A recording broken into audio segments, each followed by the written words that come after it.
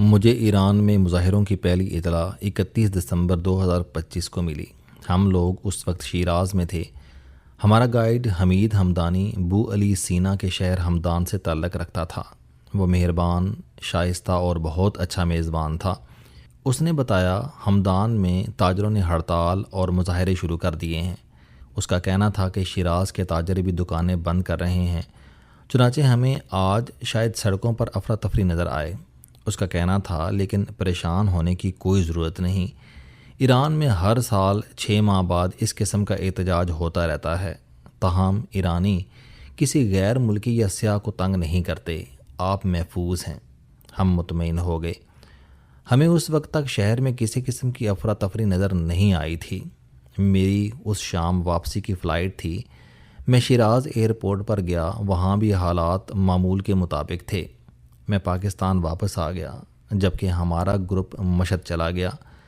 یہ لوگ 2 جنوری کو مشہد سے تہران اور 3 جنوری کو تہران سے لاہور واپس آ گئے۔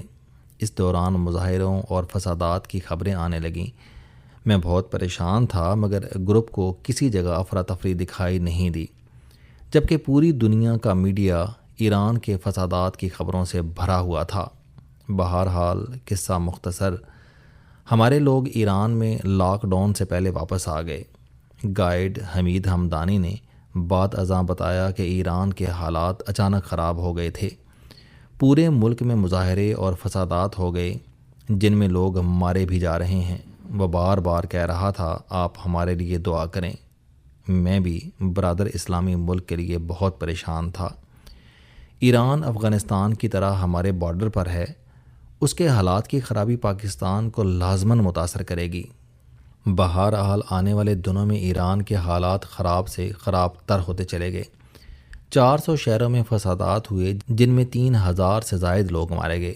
460 سرکاری عمارتیں اور 700 بینک جلا دیے گئے۔ ہزاروں گاڑیاں تباہ ہو گئیں، جبکہ 61 مساجد کو بھی آگ لگا دی گئی۔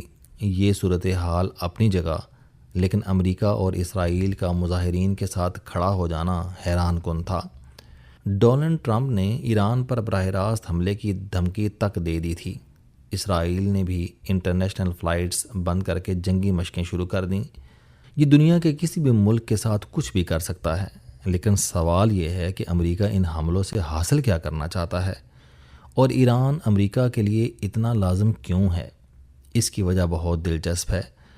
دنیا میں اس وقت تیل پیدا کرنے والے 8 بڑے ملک ہیں۔ وینزویلا 303 ارب بیرل تیل کے ساتھ پہلے، سعودی عرب 267 ارب بیرل کے ساتھ دوسرے، ایران 209 ارب بیرل کے ساتھ تیسرے، کینیڈا 107 ارب بیرل کے ساتھ چوتھے، UAE 113 ارب بیرل کے ساتھ پانچویں، کویت 102 ارب بیرل کے ساتھ چھٹے، روس 80 ارب بیرل کے ساتھ ساتویں، اور امریکہ 75 ارب بیرل کے ساتھ 8ویں نمبر پر آتا ہے۔ یہ ایک حقیقت ہے، جبکہ دوسری حقیقت تیل استعمال کرنے والے ملک ہیں۔ امریکہ دنیا میں سب سے زیادہ تیل استعمال کرنے والا ملک ہے۔ یہ روزانہ 2 کروڑ بیرل تیل استعمال کرتا ہے۔ چین 1 کروڑ 60 لاکھ بیرل کے ساتھ دوسرے، بھارت 50 لاکھ بیرل کے ساتھ تیسرے، جاپان 47 لاکھ بیرل کے ساتھ چوتھے، روس 38 لاکھ بیرل کے ساتھ پانچویں، اور ساؤتھ کوریا 25 لاکھ بیرل روزانہ کے ساتھ چھٹے نمبر پر آتا ہے۔ یہ اعداد و شمار ثابت کرتے ہیں امریکہ اور چین دونوں کی معیشت تیل پر چل رہی ہے۔ تیل دنیا کا سب سے بڑا معاشی ٹول ہے۔ یہ اگر کسی ملک کو دستیاب ہے تو وہ معیشت، ٹیکنالوجی اور دفاع میں سپر پاور بن جائے گا، اور چین بڑی تیزی سے تیل کی اس دولت پر قابض ہوتا چلا جا رہا ہے۔ یہ دنیا میں تیل کے سب سے بڑے ذخائر رکھنے والے ملک وینزویلا، تیسرے بڑے ذخیرے کے مالک ایران، چوتھے ذخیرے کینیڈا اور چھٹے ذخیرے روس کا بزنس پارٹنر اور دوست بن چکا ہے، اور یہ امریکہ کے لیے قابل قبول نہیں، چنانچہ اس نے تیل کے تمام ذخائر قابو کرنے شروع کر دیے ہیں۔ امریکہ نے 3 جنوری 2026 کو وینزویلا پر حملہ کیا اور صدر نکولس مادورو اور اس کی اہلیہ سیلیا کو اٹھا کر نیو یارک لے گیا، اور یہ وہاں اپنی مرضی کی حکومت لے آیا۔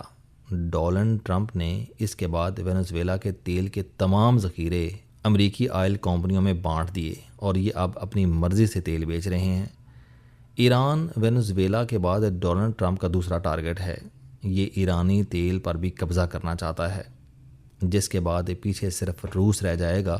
ٹرمپ اسے ایک بڑی اچھی ڈیل دے رہا ہے۔ یہ اسے آفر کر رہا ہے کہ تم یوکرائن کے مزید جتنے حصے پر قبضہ کرنا چاہتے ہو کر لو، لیکن اس کے بعد جنگ بند کر دو۔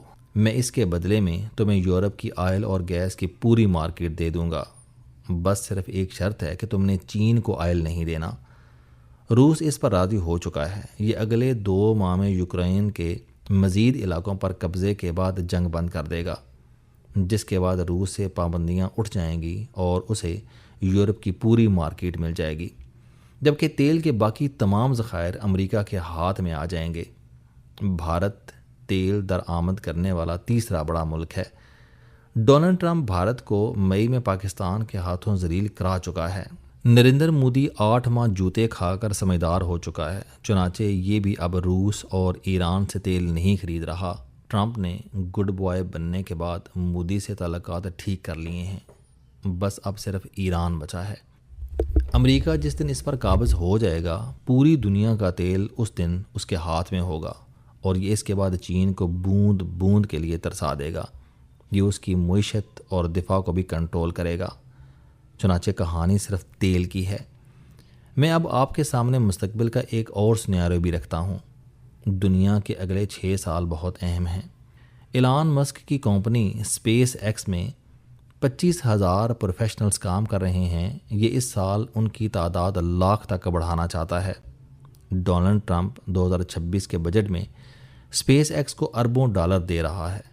یہ رقم مجموعی طور پر 300 ارب ڈالر ہوگی، اور ایلان مسک اس سے خلا میں 600 نئے سیٹلائٹ فکس کرے گا جو دنیا بھر میں ایئر بورن ٹارگٹس ٹریک کریں گے۔ ایلان مسک نے 2025 میں اسپیس فورس بھی بنا دی ہے۔ یہ پروجیکٹ 2029 میں مکمل ہوگا، اور ایلان مسک اگلے سال تک پوری دنیا کا انٹرنیٹ بھی اپنے کنٹرول میں لے لے گا، جس کے بعد دنیا جہاں کے فائٹر جیٹس اور میزائل فارغ ہو جائیں گے۔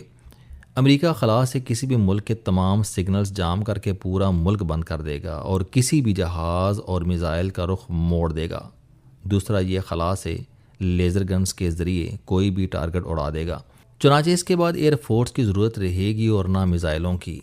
بری فوج 20 سال سے پولیس بن چکی ہے، یہ غیر ضروری ہو چکی ہے، جبکہ ایئر فورس اور میزائل فورس اگلے 6 سال میں وائپ آؤٹ ہو جائے گی۔ اب سوال یہ ہے کہ چین اس سیناریو میں کہاں کھڑا ہے۔ چین کو اب اسپیس کی اہمیت کا اندازہ ہو رہا ہے، لہٰذا یہ بڑی تیزی سے اس میں سرمایہ کاری کر رہا ہے، جبکہ امریکہ اس کا راستہ روک کر کھڑا ہے۔ یہ تیل بند کر کے چین کی انڈسٹری کو دھچکا دینا چاہتا ہے تاکہ چین کی فیکٹریاں رک جائیں، اس سے ایکسپورٹ کم ہو جائیں۔ چین میں بے روزگاری، کساد بازاری اور سیاسی افراتفری پھیلے گی، اور اس کے نتیجے میں یہ اسپیس پر توجہ دے سکے گا، اور یوں امریکہ اگلے 6 سال میں اسپیس پر قابض ہو جائے گا، جس کے بعد چین J-35 بنائے یا J-135، یہ PL-17 بنائے یا 170، کوئی فرق نہیں پڑے گا۔ دنیا کا صرف ایک SHO ہوگا اور اس کا نام امریکہ ہوگا۔ چنانچہ یہ صرف آئل اور اسپیس کی جنگ ہے، جبکہ ہم یہ ڈونلڈ ٹرمپ کی لڑائی سمجھ رہے ہیں۔ یہ یاد رکھیں، دنیا کے حالات ڈونلڈ ٹرمپ کی وجہ سے خراب نہیں ہو رہے۔ ڈونلڈ ٹرمپ ان حالات کی پیداوار ہے۔ امریکہ کو مشکل فیصلوں کے لیے ڈونلڈ ٹرمپ جیسا شخص چاہیے تھا، اور یہ اسے لے کر آ گیا، اور یہ اب وہ کام کر رہا ہے جو کوئی دوسرا نہیں کر سکتا تھا۔ ڈونلڈ ٹرمپ امریکہ کے لیے ناگزیر تھا، یہ آ چکا ہے، اور یہ اسپیس اور تیل کو امریکہ کی مٹھی میں دے کر رہے گا۔ یہ ہے ساری کہانی۔